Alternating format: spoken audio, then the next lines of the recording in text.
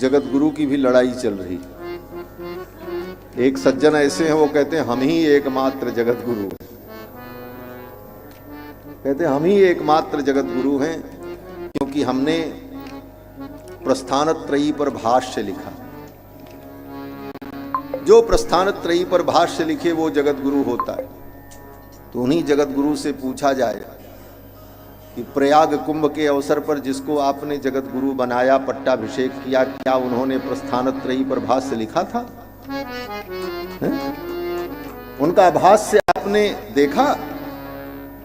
और भाष्य लिखने की जरूरत किसे पड़ती? जो मूल सिद्धांत की स्थापना करता है वो भाष्यकार कहलाता है। भाष्य लिखना ही बहुत बड़ी बात नहीं है। भगवान शंकराचार्य ने ब्रह्म सूत्र पर भाष्य लिखा और अद्वैत सिद्धांत की स्थापना की। आज तक इतने वर्ष हो गए, कई शताब्दियां बीत गईं। भगवान शंकराचार्य की उस पवित्र परंपरा में एक से एक बड़े बड़े विद्वान हुए जिनके अंदर भाष्य रचने की क्षमता थी, लेकिन किसी ने भाष्य नहीं लिखा। क्यों?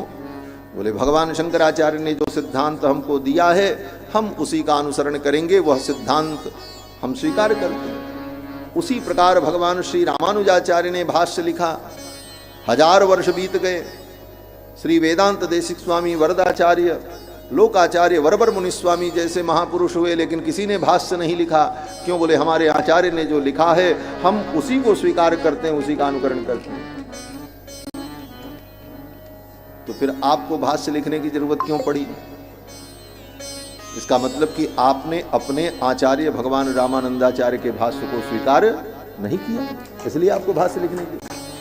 और जब उनके भाष्य को आपने स्वीकार नहीं किया, जो जिस आचार्य के भाष्य को स्वीकार करके उस परंपरा का निर्वाह करता है वही उस संप्रदाय में आचार्य के रूप में माना जाता है। तो जब आचार्य रामानंद के भाष्य को आपने स्वीकार नहीं किया और आपने अलग से अपना भाष्य बनाया, तो फिर आप अपने को जगत गुरु रामानंदाचार्य कैसे कह सकते हैं? बहुत सारी बातें हैं, ये विषयांतर होना ठीक नहीं है, लेकिन अब क्या करें, बुद्धि में कोई बात आ जाती है तो कहना ही पड़ता है।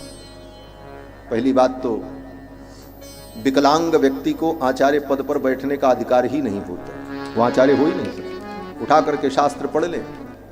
अंगहीन, क्षण, नपुंसक, इनको आचार्य बनने का अधिकार ही नहीं। तो ऐसे लोग जब आचार्य बनेंगे तो इसी तरह उपद्रव खड़ा होगा समाज में, जो उपद्रव आज खड़ा है। और जब विद्या का अभिमान हो जाता है तो वह विद्या केवल दूसरों का अपमान करने के लिए होती है। वस्तुतः विद्या लोगों के अज्ञान को दूर करने के लिए होना चाहिए। विद्या विवाद के लिए नहीं। विद्या विवादाय धनम मदाय शक्ति ही परेशान परिपीडनाय खलस्य साधोः विपरीतमेतत् ज्ञानाय दानाय च रक्षणाय। शास्त्र कहता है विद्या किस लिए होती है? विवाद के लिए। अगर विवाद के लिए विद्या है कि हम बहुत बड़े विद्वान हैं, हमारे सामने वो संस्कृत नहीं बोल सकते, हमारे सामने एक शब्द नहीं बोल सकते, बोले तो ये विद्या विवाद के लिए अगर तुम्हारे पास है तो वो विद्या खल की विद्या है। विद्या विवादाय धनम मदाय। भगवान ने आपको धन दिया है, लेकिन धन का घमंड हो जाए कि हम बहुत बड़े धनपति हैं, और दीनहीन गरीबों का तुम अपमान करते चलो अपने धन के अहंकार में, तो वो मद के लिए तुम्हारा जो धन है। विद्या विवादाय धनम मदाय शक्ति ही परेशान परिपीडनाय। और भगवान ने तुमको शक्ति दी है, तो शक्ति का मतलब ये नहीं है कि तुम दूसरे को मारते चलो, कूचते चलो, पीटते चलो, जिसको चाहो उसको ढकेलते चलो। बोले तब? बोले ये 3 लक्षण दुष्टों के। विद्या मिल जाए तो विवाद करे, धन मिल जाए तो अभिमान से मत्त होकर के ढूंढे घूमे, और शरीर में शक्ति हो तो दूसरे को दुख दे। विद्या विवादाय धनम मदाय शक्ति परेशान परिपीडनाय खलस्य। ये खल का लक्षण है, दुष्ट का लक्षण है, साधु का लक्षण। खलस्य साधो। और साधु का लक्षण क्या है?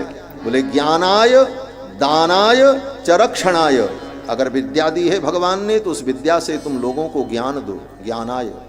दानाय, अगर धन दिया है भगवान ने तो धन का घमंड मत करो, धन का दान करो। ज्ञानाय दानाय चरक्षणाय, अगर शक्ति भगवान ने दी है तो भगवान की दी शक्ति के द्वारा आप दीनहीनों की रक्षा करो, जो दुखी हैं उनके दुख को दूर करो। ये साधु का लक्षण है।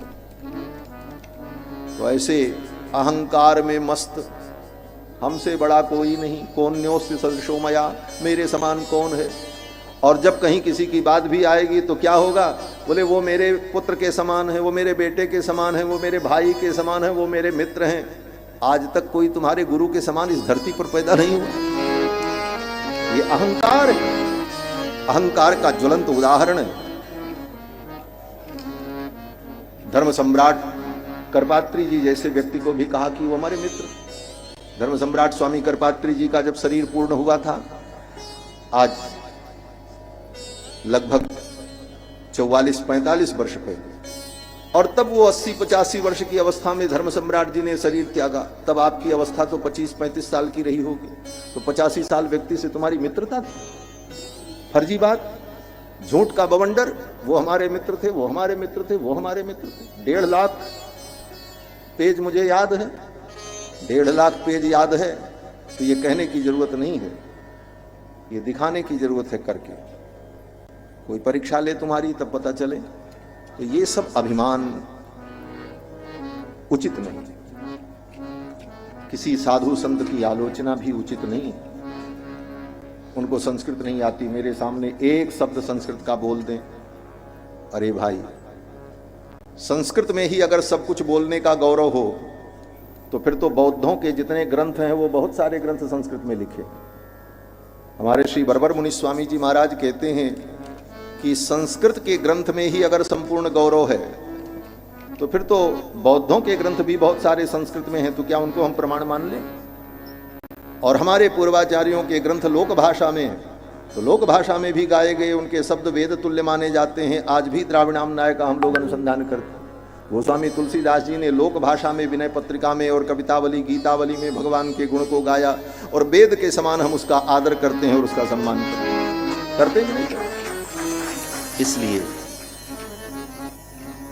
और ये सब क्यों है? यहां तक कि लिखा, ये कहने के लिए मुझे आज बोलना इसलिए पड़ा कि मुझे बड़ी वेदना हुई।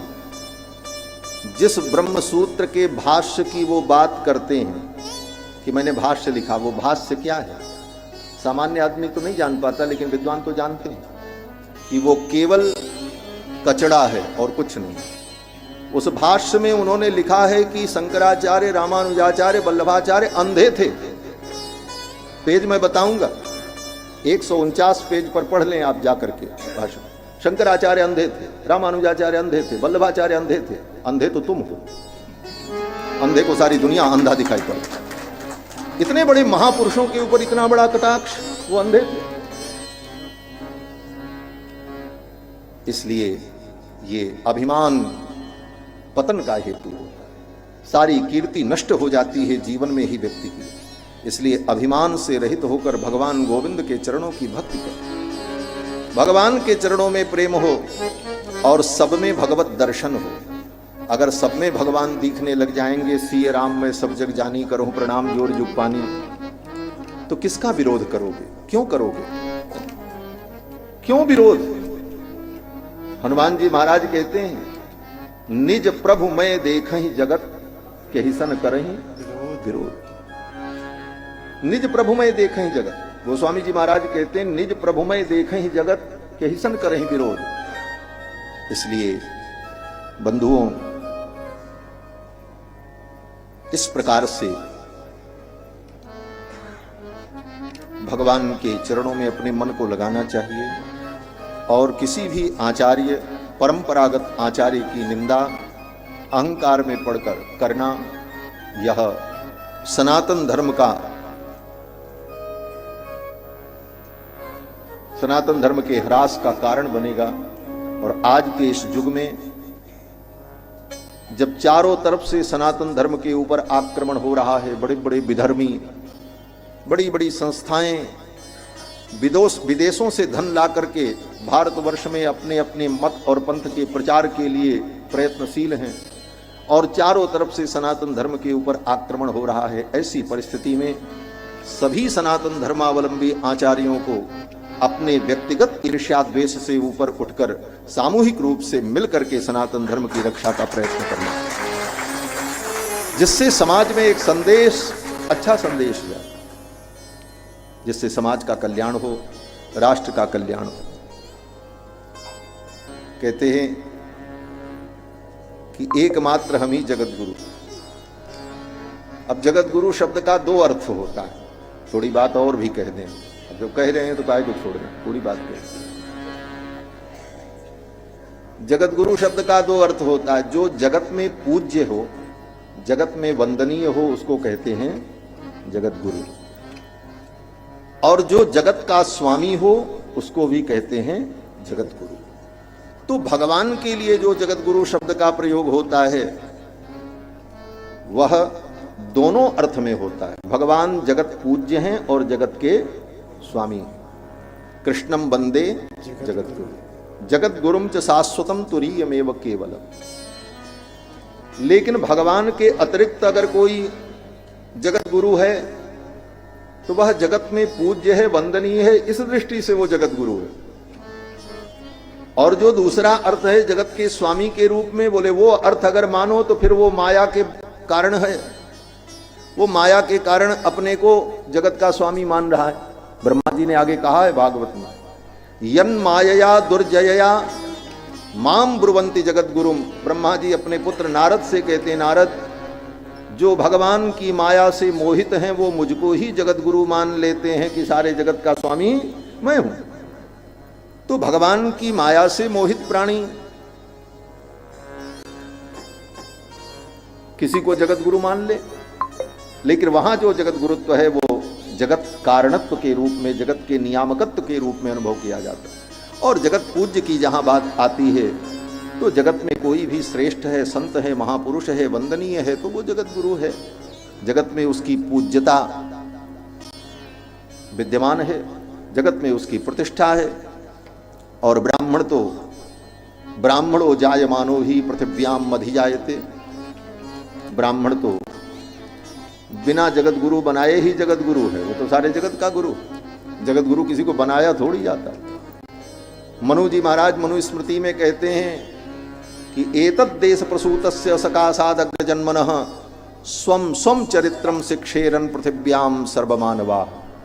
पृथ्वी के सभी मानव, भारतवर्ष में उत्पन्न होने वाले, आर्यावर्त में उत्पन्न होने वाले जो अग्रजन्मा हैं, उन अग्रजन्मा ब्राह्मणों के द्वारा विश्व के सभी प्राणी, सभी मनुष्य अपने अपने धर्म का ज्ञान प्राप्त करें, शिक्षा प्राप्त करें। ये मनु जी ने कहा, स्वम स्वम चरित्रम शिक्षेरन पृथिव्याम सर्वमानवाः। पृथ्वी के सभी मानव अपने अपने धर्म की शिक्षा प्राप्त करें। तो जो सबको शिक्षा दे वही तो जगत गुरु है। और ये जगत गुरुत्व ब्राह्मण में जन्मजात प्रतिष्ठित है। अगर उसके अंदर योग्यता